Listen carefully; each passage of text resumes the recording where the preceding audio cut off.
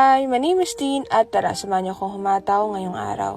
Maaga pala ako naghanda today at ito pala yung outfit ko. For umalis, nag-online hataw ako at nag-almusal ng itlog. I'm so excited kasi mag-picture taking kami doon sa billboard namin sa EDSA. Alam mo ba na lagi kong binivisualize yung sarili ko na one day meron akong mukha na nakapaskil dyan. And true enough, one day nag-manifest siya. Nag-park kami sa Highway 54 at kasama ko yung aming community. Super supportive nga sila eh. Nakakatawa, sila naman yung next project ko na maipost dito. Shoutout nga pala sa I Am Worldwide Corporation na nag-recognize sa amin. Nakakatuwa nga kasi merong mga nag-PM na nakita daw nila ako sa may SM Mega Mall. Nakakamiss no kasi minsan yung iniisip mo nagkakatotoo pala. Basta kailangan lang positive ka at mag-work hard ka lang. Ewan ko, di lang ako makapaniwala na nagkakatotoo pala yung mga iniisip natin. Pero thank you Lord talaga. Siya talaga ang may gawa nito. Dumiretso pala ako sa office para mag-process. Buti na lang, hindi ganun kadami yung pila ngayon. Balita ko nga, mag-migrate na kami sa panibagong opisina. After namin dyan, nagpunta kami sa Unimart para mag-grocery. Ang goal namin makabili ng maraming gulay for this week.